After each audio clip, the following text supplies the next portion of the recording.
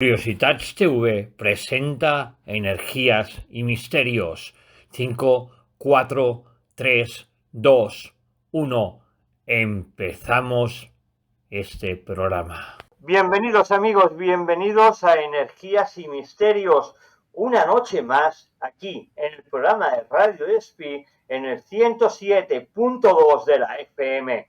Hoy hablaremos de los 5 sentidos, pero no médicamente ni psíquicamente, sino en el sentido de la parapsicología y un breve paseo por las interacciones de las neuronas que tenemos en nuestros sentidos, conocidos como suprasentidos. Hoy hablaremos también del doctor Olaf Blank, neurólogo suizo de la Escuela Politécnica Federal de Lausanne, donde en 2014 realizó una investigación sobre la sensación cerebral de presencias cercanas y contacto físico. Hablaremos de todo eso y para eso tenemos a nuestro amigo, como siempre, colaborador, investigador, escritor y gran parapsicólogo, Juan Carlos Chávez. Juan Carlos, ¿cuánto hay que hablar de los sentidos en el sentido de la parapsicología? Bueno, a ver, no, creo que no tendremos para con una hora no tenemos bastante, pero bueno, sí, tienes toda la razón.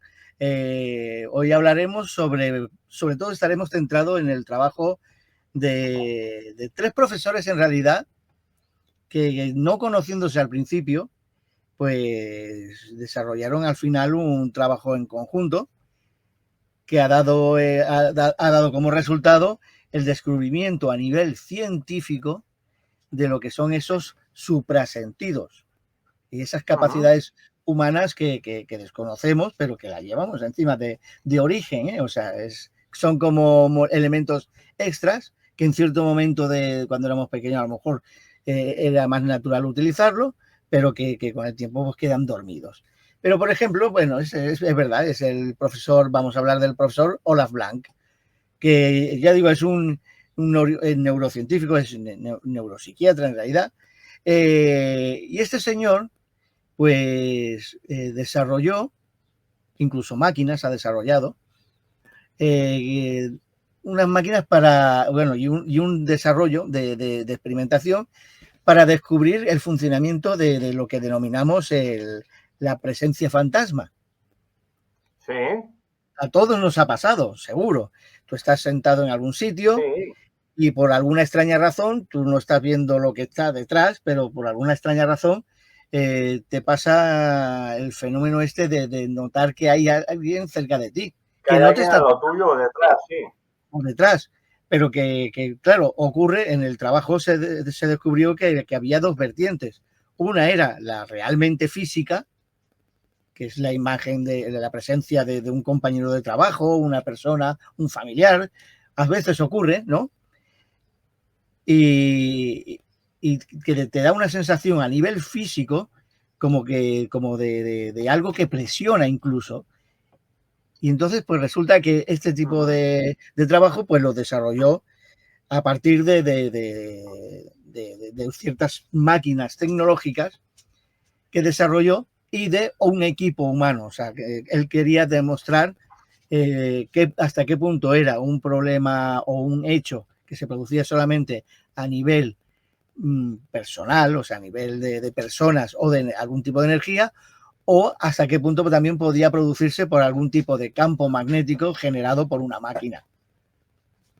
En ese aspecto, en ese aspecto trabajó sobre los trabajos de Big Tandy, que era el profesor Big Tandy, que era un tecnólogo, digamos, era profesor de tecnología y que también desarrolló lo que eran los elementos que generaban campos auditivos, o sea, de sonidos, de infrasonidos de muy baja frecuencia, que podían producir precisamente algunos tipos de variación, o sea, de variaciones, de sensación de presencia, de sombras y tal.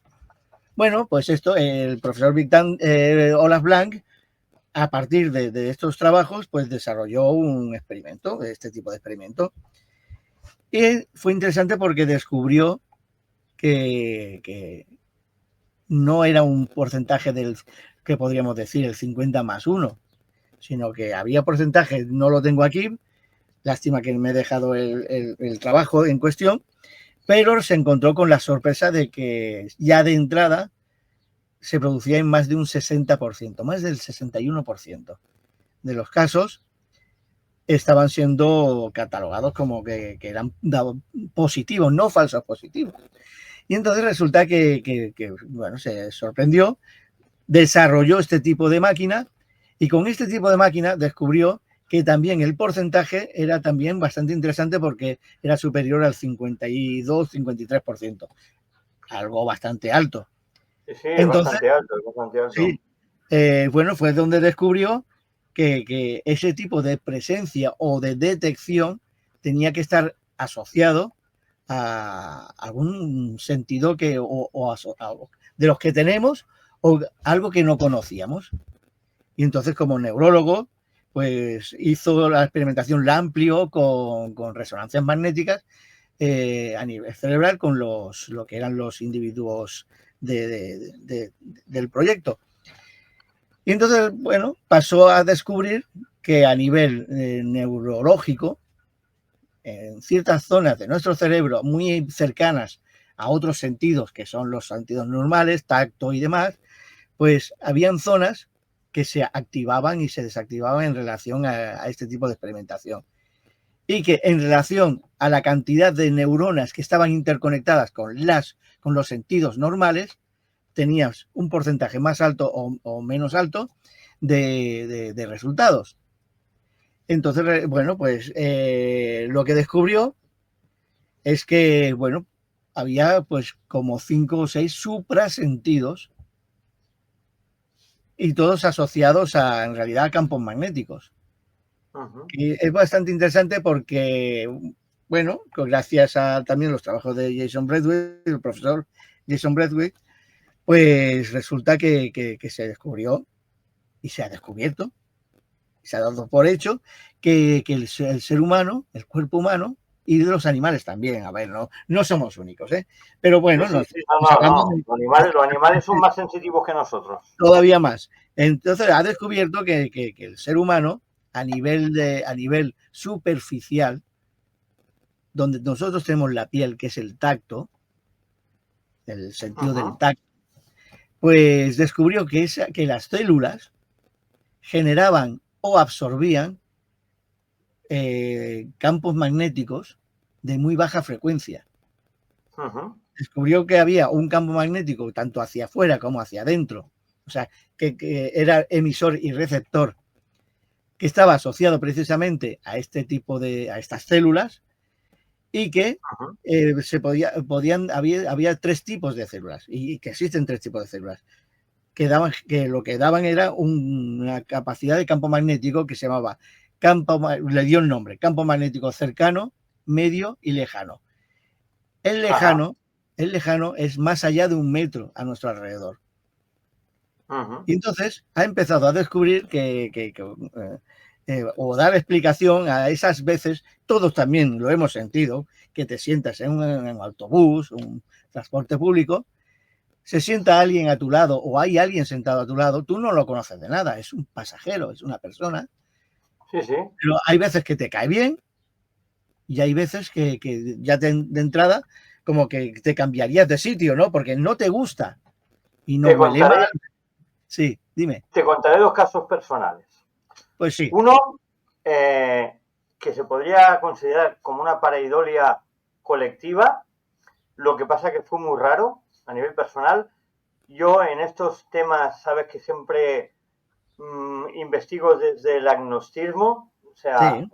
Yo no quiero nada de lo que no vea, ¿vale? Importante a la hora de hacer una investigación paranormal, o sea, cualquier tema de investigación paranormal es importante no ser creyente en ese sentido porque vislumbra más la realidad de la ficción, ¿vale? Pero el primer caso es muy curioso, ¿verdad? Porque he tenido pruebas. Y fue cuando murió mi abuelo, por ejemplo. Estábamos todos en el piso de mi abuelo, recién enterrado. Estábamos mis padres, mis hermanos, mi abuela que vivía. y yo, evidentemente, y mi pareja, bueno, la que era mi mujer y mi hija y, bueno, todos, ¿no? Y mi abuelo el día anterior había estado, viene de familia de pescadores, estaba serrando el tambucho de un trozo de madera para hacer un tambucho para tapar el motor de la barca, ¿vale? Que se llama tambucho. Sí. Y estaba cerrando eso y luego se duchó y se fue a dormir. Eso el día antes de morir, ¿vale? La noche antes de morir.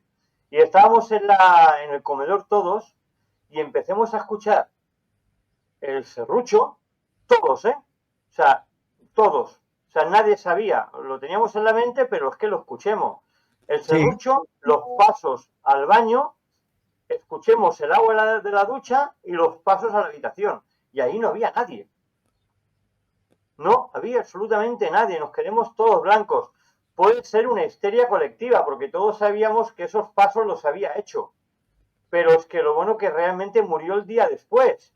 Que él se afeitó, se fue a buscar el pan, apuntó el número de gas en la puerta, pegó el primer bocado y cayó muerto de un infarto fulminante. Sí. No murió cuando estaba cerrando. Pero claro, todo el mundo sabíamos eso, pero es que escuchemos el serrucho, escuchemos los pasos, escuchemos el agua y los pasos otra vez para el cuarto. Que incluso abrimos la puerta enseguida. Claro, son cosas que puede ser histeria colectiva también, ¿eh? Yo no digo que fuera una cosa real, pero sí que la mente nos jugó esa mala pasada. La otra que me pasó también es muy curiosa, tiene que ver con mi abuelo. El día antes que cumplía aniversario esa noche, yo soñé con él, que me decía que no tenía vergüenza, que desde que murió no había ido al cementerio. Porque yo, cuando muere alguien, ya no voy al cementerio nunca, porque allí, nada, ahí hay huesos, hay un saco de huesos, ahí no hay almas, no hay nada, ¿no? Y mi cuñado me llamó, me dijo, David, ¿me puedes llevar al trabajo que me está estropeando el coche? Y entonces vivía en Rubí, ¿vale? Íbamos para Barcelona y nos desviaron y nos metieron para la parte del cementerio de Collserola, que tú sabes lo grande que es el cementerio de Collserola, es enorme, ¿vale? Empecemos a dar vueltas, vueltas y vueltas por ahí, no encontrábamos la salida, me paro al lado de una mujer y le digo, oiga, perdone la salida, y me hace la mujer, aquí a la derecha, y cuando me señala con el dedo, tenía la tumba de mi abuelo aquí, en la cara, justo delante mío. ¿Casualidad? No lo sabemos, pero son dos hechos que a mí me marcaron muchísimo, muchísimo, porque pensé que a lo mejor hay alguna forma de comunicarnos y no sabemos cómo. La mente es muy compleja y son esas dos cosas que quería remarcar porque para mí son importantes y las vivía desde la no creencia, ¿no? Desde la no creencia. Claro. Pero me pasaron y son curiosas, Juan Carlos. Mira, gracias precisamente a estos señores que, si te fijas, en ningún sitio pone que sean parapsicólogos. Fijas, son neuropsiquiatras, psicólogos, ingenieros, tecnócratas, tecnólogos, ¿vale? Pero están trabajando, claro, en el momento en que están trabajando en campos que se salen de la fenomenología habitual, ¿vale? O explicable, pues básicamente, pues tú dirías que este señor, pues aunque no quiera ser un parapsicólogo, pues ha realizado un trabajo que tiene que ver con un campo de la parapsicología como es los fenómenos gamma, por ejemplo. Claro. Vale, o sea, que son más cercanos a lo que es los sentidos, por ejemplo, como clarividencias, clariaudiencias, o sea, todos estos campos. Pero bueno, que lo interesante es, ya digo, que en tu caso, por ejemplo, pues es un caso que a ver, suele ser más habitual de lo que tendemos a pensar. Lo que intento explicar hoy, sobre todo, es que gracias a la ciencia, hay que reconocerlo, estamos avanzando hacia explicaciones que lo interesante es que resulta que las explicaciones a veces cuesta más de creer que en los mismos casos en sí, ¿vale? Sí, claro. Asimilar, por ejemplo, de que tenemos, por ejemplo, en nuestro sistema cerebral 5 zonas que trabajan los 5 sentidos que tenemos, pero que resulta que se descubra que tenemos otras zonas del cerebro en las que, por ejemplo, cuando hay algún tipo de fenomenología de estas paranormales, o sea, de clarividencia, clariaudiencia y tal, y ahora resulta que trabajan y ocurren de forma cerebral con una intensidad X, claro, ya te quedas y dices, a ver, ya no es brujería, ya no son fantasmadas, ya no es ciencia ficción, estamos hablando de ciencia, de la real. Y entonces es interesante, por ejemplo, pues para mí, por ejemplo, fue muy interesante el mero hecho eso de que, bueno, pues científicos tengan que decir que sí, que es verdad que tenemos unos campos magnéticos que son como el tacto, pero avanzado, o sea, que esos campos magnéticos vibran de tal manera que hacen que la vibración de otra persona nos sea beneficiosa o bueno, que nos caiga bien esa persona o sin conocerla resulta y nos cae mal. Y es la vibración precisamente de esa persona, que no significa que esa persona sea mala, simplemente que no hay compatibilidad a nivel armónico, esa energía electromagnética, esa vibración de esa persona con la persona que eres tú, ¿vale?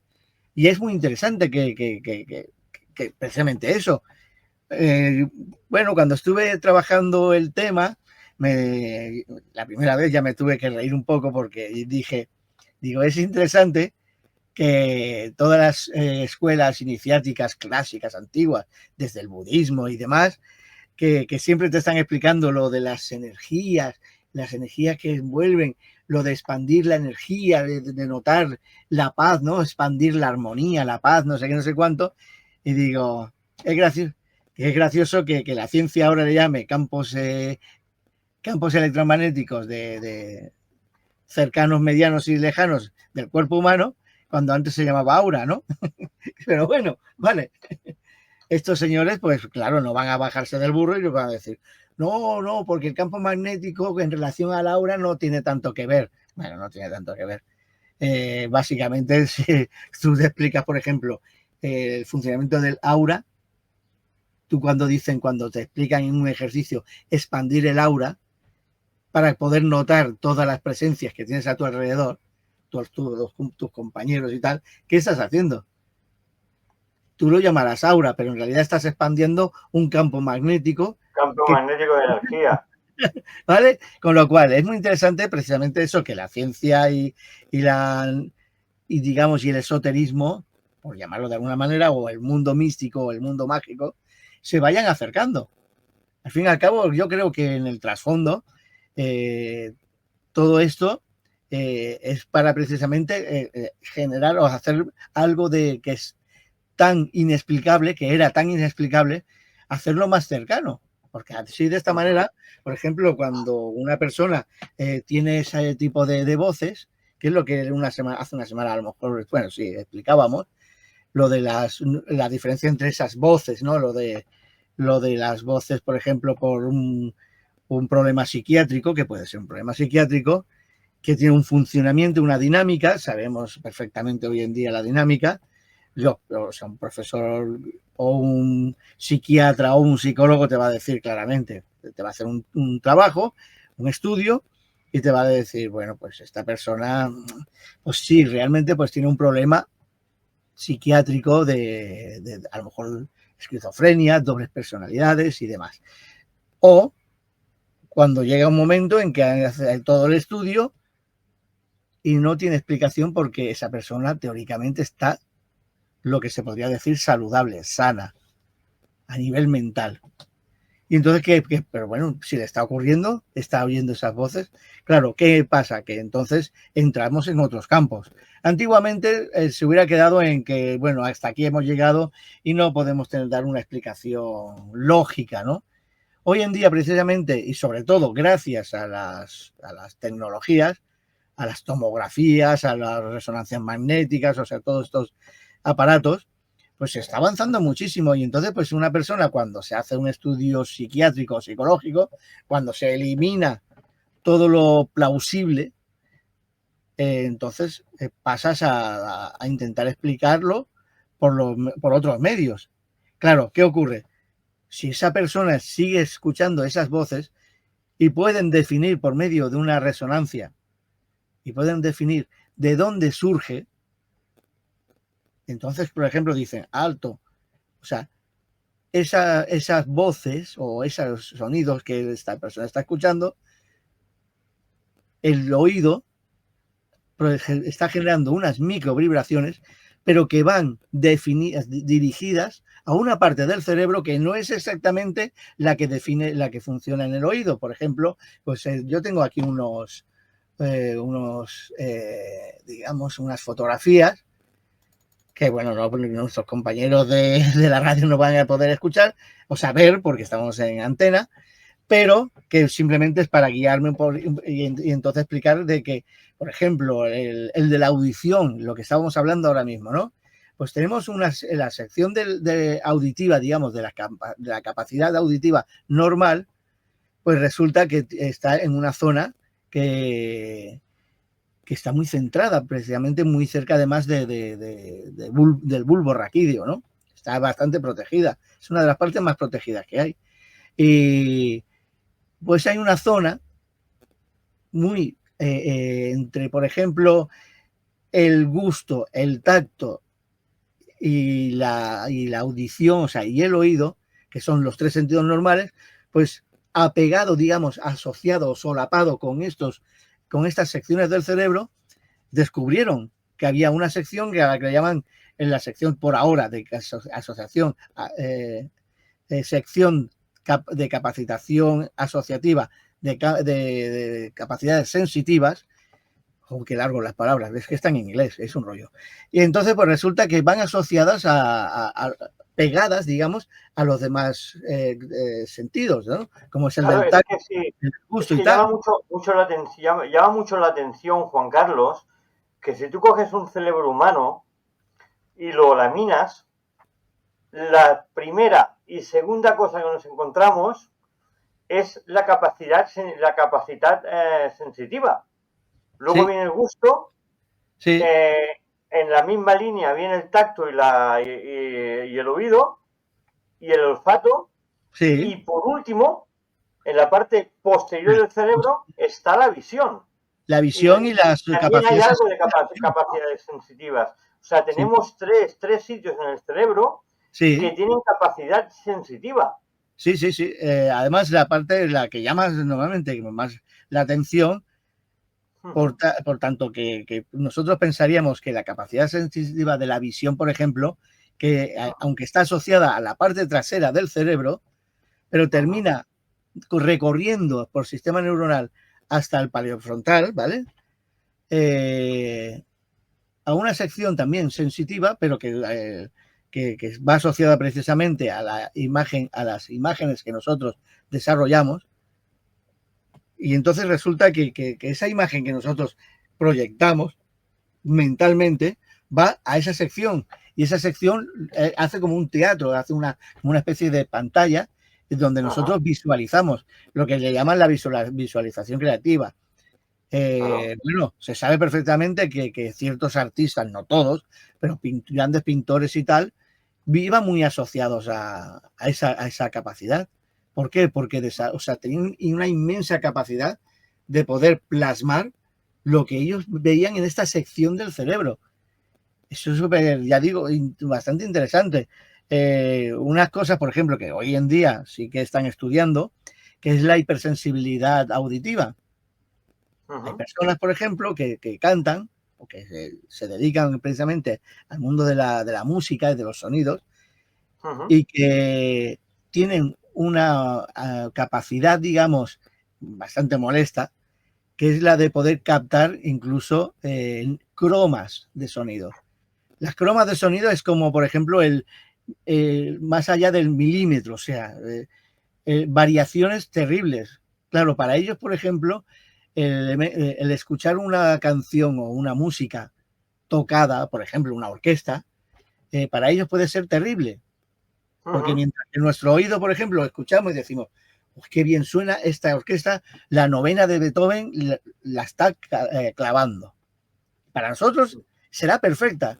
Y este señor tiene el problema de que está escuchando microvariaciones, por ejemplo, en los violines. Tú imagínate, tú estás escuchando unos violines perfectos y él está escuchando que hay un señor en la segunda fila de los violines que está desviado una croma.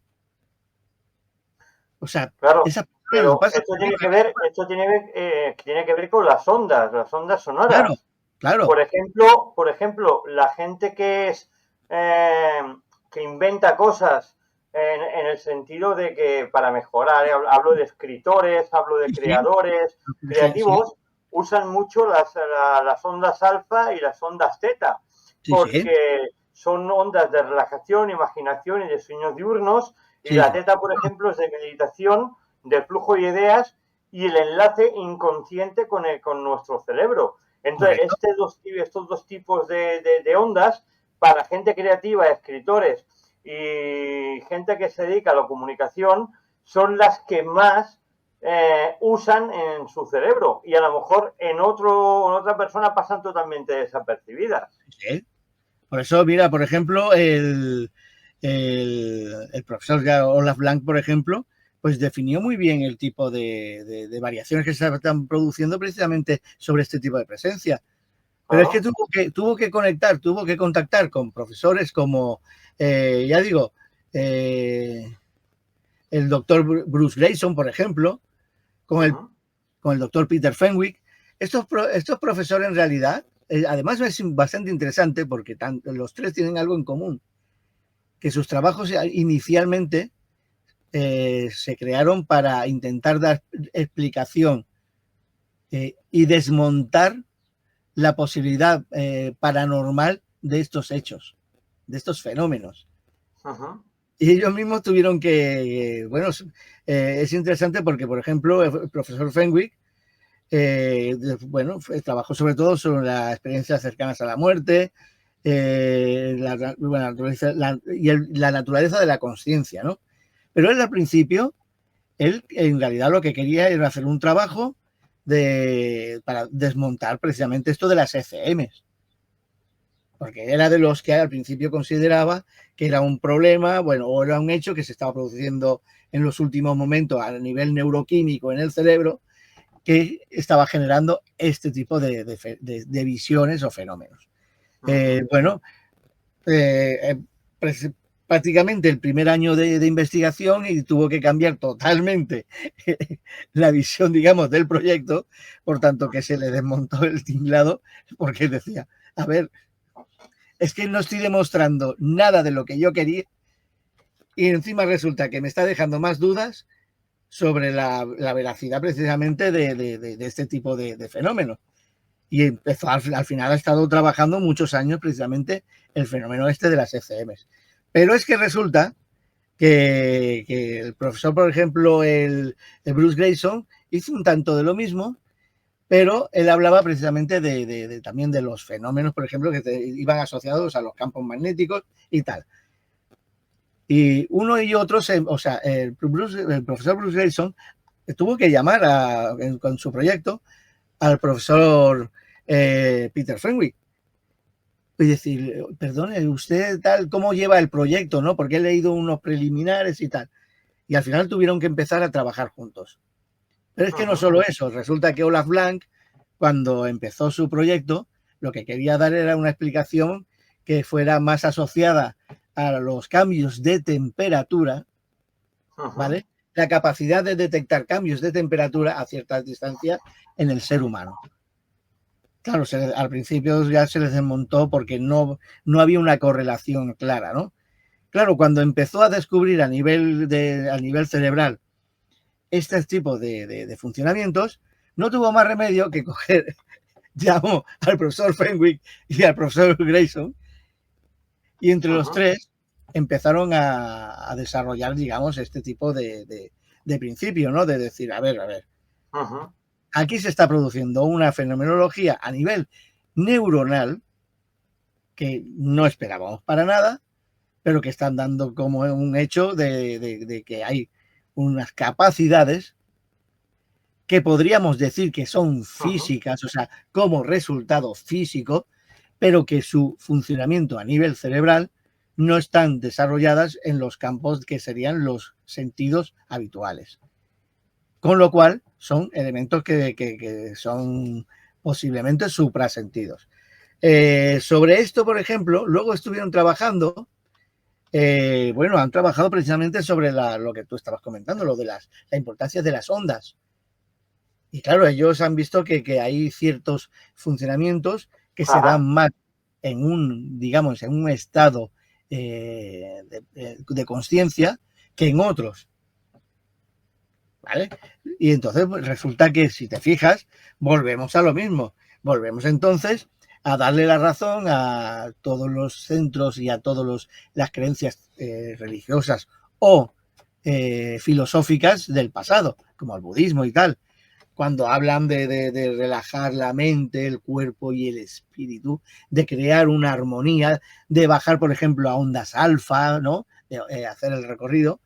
Y entonces resulta que bueno, estos señores, bueno, se podría decir que lo que estaban era enseñando algo esotérico, algo que se escapa, algo que realmente, pues no, científicamente hasta ese momento no se podía explicar, pero que poco a poco los avances internacionales lo que precisamente son interesantes en ese aspecto de que hay muchos fenómenos como las ECM que no se están dando por hecho de que sí, las existen al 100%, pero que se están descubriendo de que ese tipo de fenomenología se está produciendo, bueno, en muchos casos, muchísimos casos, cada vez son más casos, pero con unas características físicas X.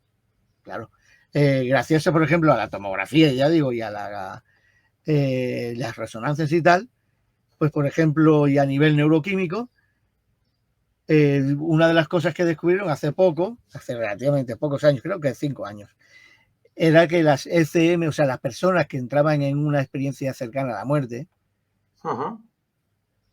definieron qué baremos querían definir. Querían definir baremos de realmente inactividad, ¿vale? Porque se sabía que hay una muerte cerebral o una desactivación cerebral a X nivel, pero se sabía que, por ejemplo, durante X minutos, cerca del hipotálamo y tal, en otras secciones del cerebelo, pues resulta que parece ser que son de las últimas zonas donde se produce este tipo de fenómeno, de actividad eléctrica, digamos, de funcionamiento. Pero claro, hasta ahora se tenía muy definido una cosa que decían, a ver, muerte cerebral es muerte cerebral. ¿Vale?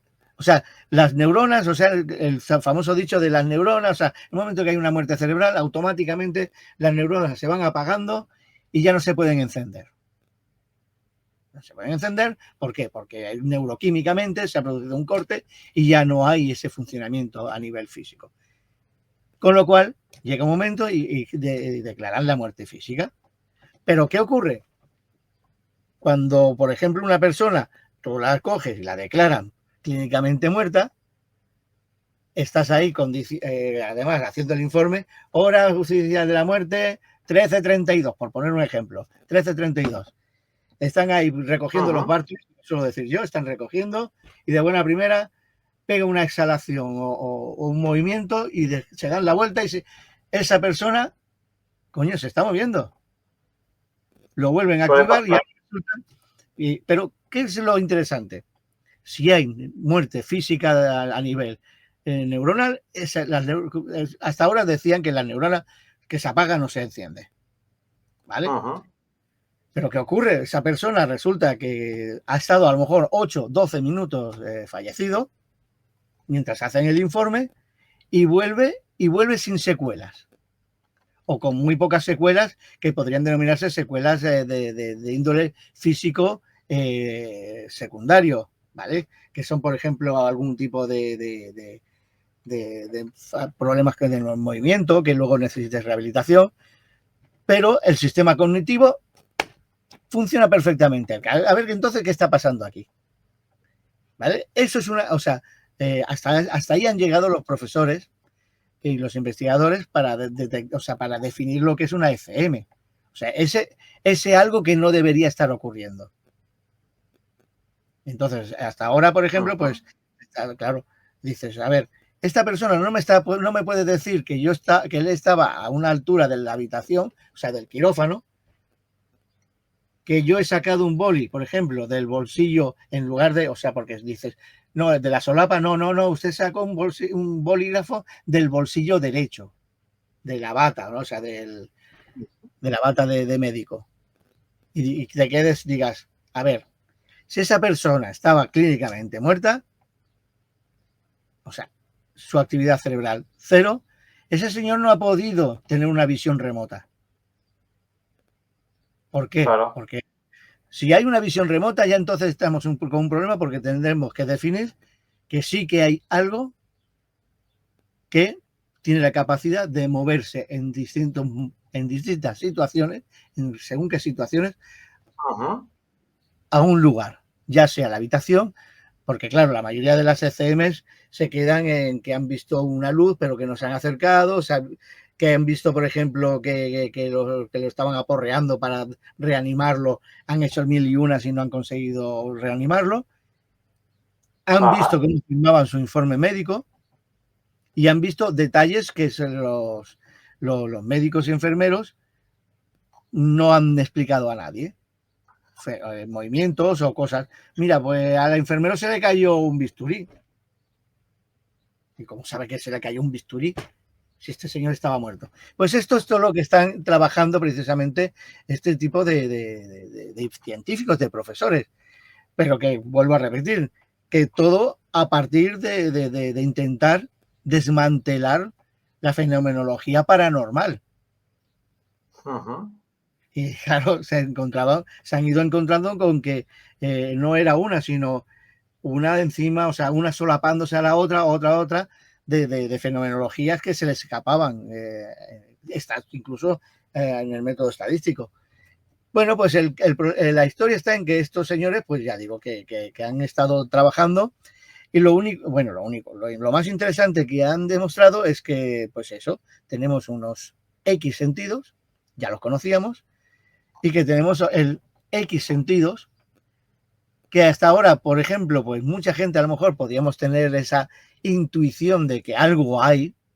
Cuando eso ocurre, algo hay, ¿no? Siempre nos han dicho, o hemos dicho eso, ¿no? Si hay algo, si hay esto y no tiene explicado, algo hay, ¿no?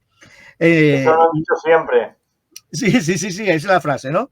Pues estos señores se han llevado, primeramente se llevaron, digamos, un buen batacazo al tener que cambiar totalmente su mentalidad en el método científico, o sea, en la investigación que estaban realizando.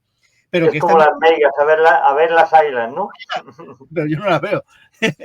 Pero ocurre entonces que una vez que tienen definidos, ahora ya empiezan a definir tanto dónde están ubicados y para qué sirven. Ahora hay, por ejemplo, Olaf Blanc ha hecho también un trabajo bastante interesante en que él explica o se pregunta si estos suprasentidos son, o sea, no son, digamos, de nacimiento, si se desarrollan durante la vida por algún tipo de fenómeno, por ejemplo, catastrófico o doloso, o que sean asociados a los sentidos con los que nacemos, pero que van dejándose de lado. Y en ese aspecto, por ejemplo, pues es interesante porque hay ciertas cosas que cuando, pues nosotros no nos acordamos, porque cuando éramos críos ya no nos acordamos. Pero hay ciertos estudios, ahora se están haciendo ciertos estudios sobre qué sentidos utilizamos al principio nosotros cuando nacemos. Porque claro, nosotros nacemos... Los que nos cortan los padres, ¿no? Siempre. Claro, nosotros nacemos y somos ciegos. Pero por alguna razón, los niños saben dónde está la madre. Sí, por la voz, por el tono de voz. Y aunque no hable. ¿Por qué? Porque ha estado 9 meses con ella, claro, unificado. Sabe su vibración, sabe su forma de pensar, han intercambiado incluso pensamientos, ¿vale? En el desarrollo. Han sufrido, si ha habido broncas, por ejemplo, o ha habido mal carácter o algún problema. O una enfermedad, como un constipado, como cualquier cosa también. Cualquier cosa de o sea, cualquier elemento extra también lo han vivido ellos.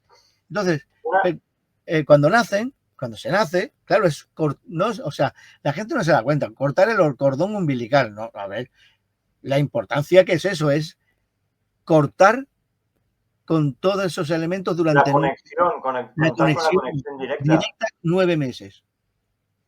Y ahora de buenas a primeras te encuentras, no tienes esa conexión y tú tienes que utilizar algo y no tienes, prácticamente no oyes.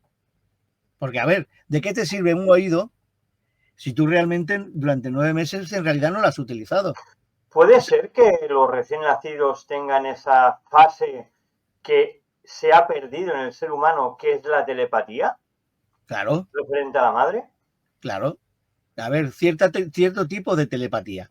Sí, pero, sí, claro, evidentemente. Hay que hilar muy a ver, corto, no, porque, a ver, hay un problema muy importante a nivel científico y que es totalmente lógico y normal. Está terminantemente prohibido hacer investigaciones con niños. Claro, pero es que te digo esto porque está demostrado científicamente y físicamente que, por ejemplo, hermanos gemelos o mellizos que han estado en el vientre de la madre al mismo tiempo, ¿vale? Claro. Minutos más, minutos menos, porque sale uno antes que el otro, pero luego notan telepáticamente cuando uno está enfermo, cuando se encuentra mal, cuando tiene un accidente, cuando le pasa cualquier cosa, cuando uno le da la barriga al otro también. Sí. Hay esa conexión aérea, que no está a través de los cordones, del cordón umbilical, que ya no está dentro de la barriga, y estamos hablando de hermanos, tanto gemelos como siameses, que, por ejemplo, con 18, 19 años, uno ha tenido un accidente y de repente al otro le ha dolido mucho el pie. Sí. Y se ha enterado que el otro se ha roto una pierna, por ejemplo, ¿no? Bueno, entonces, claro, esa conexión telepática que tantos científicos han buscado la forma de usarla para mal, para las armas, para la guerra y todo eso, y políticas, a nivel cognitivo, estos hermanos la tienen. Sí, a ver, de forma natural. No hay explicación científica ninguna que nos diga el por qué. Como también hay esa sensación cognitiva de gente que tiene superpoderes. Gente que me lo invento y ha pasado, me lo invento pero ha pasado. Una persona que le ha caído una caja de una tonelada encima del hijo y ha sacado fuerzas para levantar esa tonelada y sacar al hijo de abajo. Sí. Eso se ha visto. Esa fuerza extraordinaria que en un momento dado no la tiene. Es imposible. ¿Y cómo levantaste eso? No lo sé. Yo hice así y lo levanté. Claro. No. A ver, hay ciertas son funciones cognitivas que desconocemos totalmente y no hay un estudio científico que nos lo enseñe. O, por ejemplo, hay uno muy conocido que puede entrar corriente y se pone un cable de la lengua y una bombilla y enciende la bombilla con corriente eléctrica. No le pasa absolutamente nada. Son superpoderes infringidos por el cerebro. Sí. ¿Por qué? ¿Por qué esto no está analizado científicamente y no se sabe todavía? Sí. Estamos en la cuota cero de todo esto con todos los datos que hay. O los casos de recuperación de las vidas anteriores, que han habido muchos también. De niños, tenemos a Shanti Devi, por ejemplo, que relató toda la vida anterior y datos extraordinarios sin que nadie le dijera nada de su vida anterior, y fue y lo demostró. Pero claro, a ver, si todas esas secciones, ahora la ciencia lo que tiene que hacer y lo que se está trabajando es definir dónde esté, o sea, no la existencia, ya está. La existencia la tenemos. Ahora lo que están definiendo es dónde está alojado en el cerebro. O sea, dónde está esa interfase, ¿vale? Esa interface. Claro. Y entonces, pues, están trabajando en ello, pero que ya se están dando por hecho este tipo de capacidades, ¿vale? Pero es que, claro, volvemos, por ejemplo, a lo del recién nacido. Pensamos, por ejemplo, que el niño se guía por el oído, ¿no? O sea, cuando, primeramente, acaba de nacer, viene de un estado líquido, que es el líquido amniótico. Con lo cual, no oyes igual, o sea, el oído no funciona lo mismo cuando estás en un líquido a cuando estás en el aire. Claro. ¿Vale? Segundo, el problema principal es que el niño nace y en realidad, en su cerebro en realidad es como un ordenador o un disco duro virgen. Viene con el Windows, o sea, viene con el sistema operativo justo y necesario, pero todo lo demás, aunque lo tiene, no sabe utilizarlo. Porque no hay los programas en concreto y todavía no entiende. O sea, tú le dices a un niño recién nacido, hola, él no va a entender, o sea, ni siquiera va a escuchar hola, porque acaba de salir. Va a Y hasta escuchar una frecuencia, una frecuencia. Va a escuchar un es lo que único que va a entender. O sea, y ante eso, claro, resulta que dices, bueno, pues entonces, si no es capaz de definir, ¿cómo define o cómo escucha la voz de la madre? ¿Por qué? Porque tiene un suprasentido, que es lo que estábamos comentando antes, ese suprasentido del que va asociado al oído, que luego se pierde, ese suprasentido se queda. En el momento en que los sentidos habituales que tenemos se activan, los otros quedan como dormidos o en mucha gente desaparecen prácticamente. Pero Yo pienso que hay muchas están ahí, funciones del cerebro, que se pierden automáticamente a la hora de nacer. prácticamente. Porque yo me he hecho siempre una pregunta, ¿vale? No tiene que ver mucho con el tema, pero sí que tiene que ver con los sentidos. Nosotros nacemos en una bolsa de agua. Sí, claro. Estamos 9 meses sumergidos en un líquido, Sí. en agua. Y en cambio perdemos la capacidad de nadar o de bucear. Sí. Tenemos que volver a aprender a nadar y volver a saber a bucear. Perdemos esa capacidad cuando hemos estado 9 meses metidos dentro de un líquido, que tendríamos que salir como peces, teníamos que saber nadar desde del momento cero. Y se pierde esa capacidad. Sí, pero por ejemplo, no todo el mundo la pierde, porque desde que empezaron las terapias de nacimiento en bañera o piscina, sí, sí, se ha descubierto que esos niños cuando nacen no tienen la capacidad de nadar ni de bucear. Sí, sí, sí, correcto, correcto. Significa que estamos hablando de parto normal, hablo de parto normal. En el parto normal, ante la falta de ese algo, como ya no lo necesita, como que se queda dormido o desaparece. Claro, luego habría que hablar un día sobre eso porque son capacidades cognitivas que se pierden al nacer. Sí, sí. Y son muy importantes para la supervivencia, ¿eh? No se pierden, se quedan dormidos. Es como el famoso dicho de cuando aprendes a montar en bici, todo es recordarlo. ¿Vale? Sí, claro, evidentemente. Sí, sí, viene asociado a que si tú ese sentido lo has mantenido, guardado, resulta, solamente te dan luego 3 o 4 pautas y tú dirás, ay, sí, vale, pum, y volverás a nadar. Pero hay gente que tiene fobia al agua.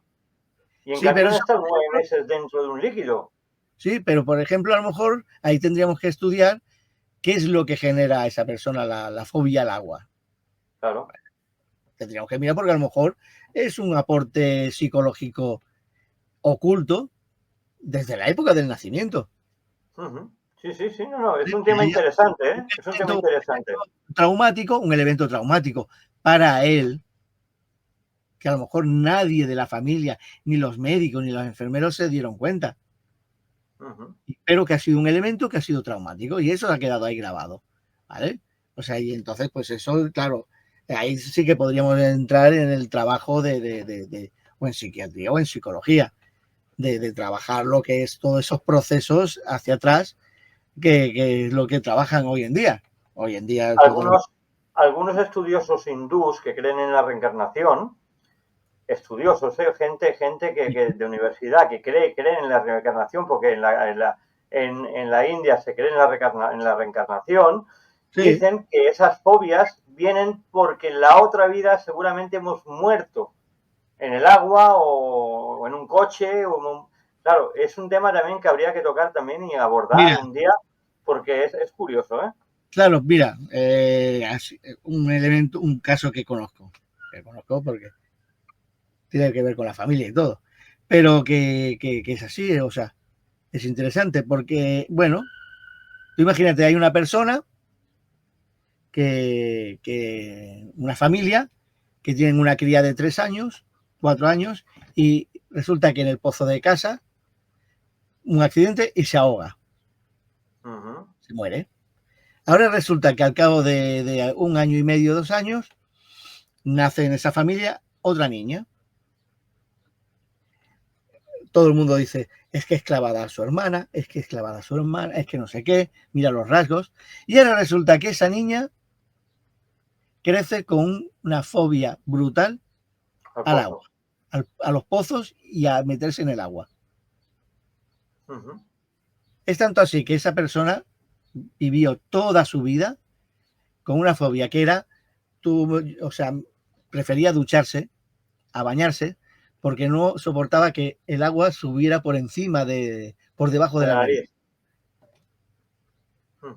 No, claro, entraríamos ya en el tema de reencarnaciones, que es un debate muy amplio. Sí, sí. Ese elemento, pues dijo, bueno, estudiado un poco el caso, pues claro, en el estudio psicológico, lo que no sabían era si podía ser un caso de posible reencarnación o estábamos hablando de un elemento que la madre, durante la gestación, la madre había repetido y recordado durante esos 9 meses, de que su hija, que se había ahogado, su hija, y esos miedos, esas fobias, las había pasado al feto. Claro, el problema, que sí, que está muy bien, se estudia muchísimo, pero hay ciertos elementos que en psicología y en psiquiatría todavía se escapan. Claro, a ver, si no, entonces la parapsicología y demás no existiría. Si está todo explicado, nosotros aquí no hacemos nada. Hay una cosa que me he preguntado yo siempre, Juan Carlos, que puede sonar muy futurista,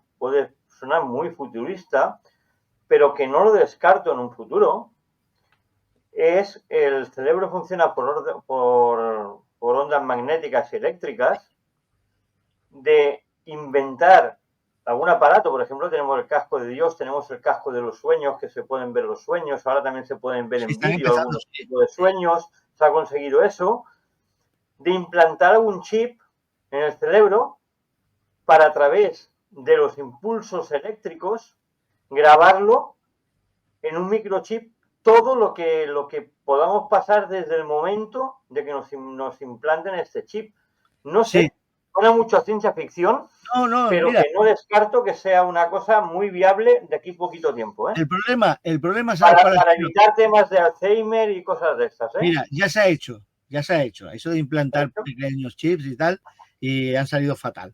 Pero pero son pruebas, o sea, la ciencia es trabajar con aciertos, errores, o sea. Claro, ¿vale? Evidentemente, no, está claro. Entonces, ¿qué ocurre? Que el problema principal es que lo que no se conoce todavía es la piedra de Rosetta. O sea, no, los científicos necesitan una piedra de Rosetta para poder definir el idioma de esos impulsos cerebrales. Claro. Porque hasta ahora sabemos, por ejemplo, y en el curso, por ejemplo, sí, lo expliqué un poco por encima, no quería tampoco enrollarme mucho, lo que era, por ejemplo, las acciones centrífugas y centrípetas de una neurona, que la gente puede pensar, decir, ¿qué pasa? ¿Las neuronas son lavadoras? Bueno, en cierta manera. O sea, el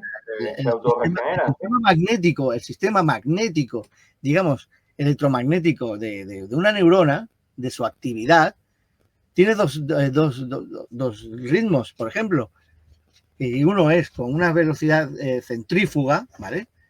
Y centrípeta, o sea, y otra actividad que es centrípeta, que electromagnéticamente, digamos, unos van, como por ejemplo el chorro de agua, por ejemplo, cuando unos van hacia adentro, o sea, centrípeta, y la centrífuga, o sea, otra actividad que es la centrífuga que tiende a irse hacia las paredes, digamos, de la neurona. Pues se está trabajando en eso precisamente. Pero ¿qué ocurre? Que es eso, es como todo lo que conlleva aprender un idioma. No, el idioma o sea, cómo funciona el sistema neuronal, esas actividades, pues no se conocen todavía. Es lo que dicen, dice, habría que encontrar una piedra de Rosetta que nos diga, esto es A como A es a B. Claro, porque si se encontrara esa piedra, esa roseta, que sería el ABC del idioma del cerebro humano, Sí. podríamos hablar de vida infinita. Uy, Porque claro, es que se podría, toda la información tuya básica de tu vida, colocarla en otro cerebro enfermo para que esa persona enferma tuviera todos tus conocimientos. Por claro. ejemplo, Bueno, ya podrías desarrollar algún tipo de clonación en la cual tú crees generar eso es un cuerpo o te generas en claro, un cuerpo una réplica sana y desplazar la conciencia o lo que es el conocimiento de la persona. estamos hablando de cosas. No, no, es que es así, es así. Ya quiero. Hoy quería explicar más o menos, o sea, meternos un poquito ya en camisa de 11 varas, Sí, pero sí, que no, no. es una manera de acercar para que no se vea como algo de fantasmas y de Futurista. historias, ¿no? De la parapsicología como algo, fantasma. No, la parapsicología como ciencia, o sea, como asociación con científicos para dar explicación a esos fenómenos que ocurren, están Claro, registrados. mira, yo por ejemplo, cuando la gente es tan escéptica y hablas de estos temas futuristas y de estas cosas que pueden pasar en el futuro, y la gente te dice, ¿dónde vas? ¿Tú qué inventas? Tú. Yo Uy, siempre le recuerdo una cosa. Recordemos Julio Verne, todo lo que hizo y lo trataban de loco y luego todo lo que escribió salió a la luz. El sí, submarino, el Nautilo, el submarino, el viaje a la luna, todo, todo, el viaje al centro de la Tierra también se ha explorado. O sea, todo lo que inventó ese hombre luego se ha convertido en realidad. ¿Por qué esto no se puede convertir en realidad? Es lo que le digo yo a los escépticos cuando hablas de estos temas, claro. Juan Carlos. No, no, a ver, hay que entenderlo, que yo soy el primero que me gusta ser escéptico. Ah, yo también, claro, evidentemente. O sea, que es la única manera de intentar no cometer errores. Mira, por ejemplo, en una investigación, y esto el otro día estuve hablando con un compañero investigador, que claro, decía, no, ¿te das cuenta que cuando más vas a un sitio, más conoces un sitio, menos fenomenología se produce? Correcto. Y digo, claro, digo, porque ahí, y en eso hay otros que están conmigo en la explicación, que es que, claro, cuando un sitio ya no es sorpresivo, porque ya empiezas a incluso a cogerle cariño, tu estado de ánimo Cambia, cambia. Lo que fluctúa, tú claro. generas, o sea, fluctúas de distintas maneras. Cuando tú vas a un lugar por último, sí, por primera vez, aunque te hayas informado, pero Vas con claro, aquella cosa de a ver qué una encontraré, qué cosa veré. ¿vale? Uy, y si me sale esto, uy, y si veo un orbe, y si veo, vale, pues todo eso es la energía en la que se alimenta, se supone que se alimentan ciertas entidades o ciertas energías. Se alimentarían de ese rango de vibración. Y está demostrado por ejemplo, para evitar ese tipo de problema, cada vez más los grupos, cuando están acostumbrados a ir a un sitio, lo que hacen es, antes de montar el tinglado, digamos, los equipos técnicos, hacen una barrida, aunque sea rápida, para ver si captan, por ejemplo, como cogiendo por sorpresa. ¿Por qué? Porque Claro, aunque ya conoces el sitio, cuando o sea, te has autoimpulsado, digamos, a crear un estado de ánimo. Y no, es como una tensión. Y eso es lo que intentamos alimentar, digamos, para poder generar una fenomenología o unos resultados. Pero claro, a la que montas los equipos y haces tus mediciones y tal, la actividad parece perder interés. Porque yo me llevo a veces activadores. Por sí, ejemplo, si fue una zona de, me lo invento, de fusilados republicanos, me llevo una bandera republicana y una bandera española. mm, Y las planto las dos allí. Y sí, hago una pregunta a los dos bandos. nosotros lo Y hemos bueno, hecho también. pero en Sí, otros aspectos. como digo, quien dice banderas dice otras cosas, ¿eh? Sí, Si sí, no, ha no. habido allí un Llevan algún tipo de asesinato, pues objeto. a lo mejor llevo, yo qué sé, armas de estas, aunque sean de juguete, pues Sí, llevo algo representativo de lo que pasó allí. pero es que básicamente va a funcionar en relación a lo que tú generas, o sea, en la alimentación, Claro, ¿vale? Básicamente funcionamos a base de eso. Y entonces, pero bueno, que quiero decir que nos estamos tecnificando e intentando dar explicación.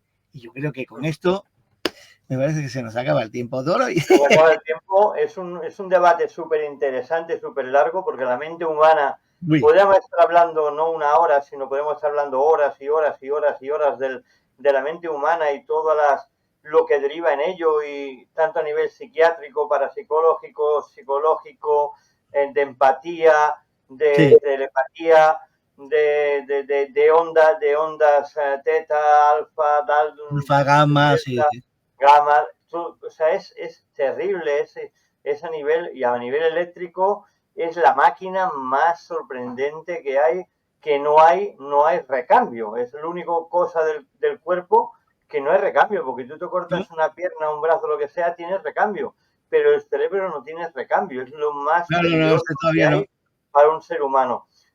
Juan Carlos, gracias como cada semana, y nos Aquí, vemos la semana que viene aquí en aquí Energías y está. Misterios, aquí en Radio Espí, en el 107.2 de la FM.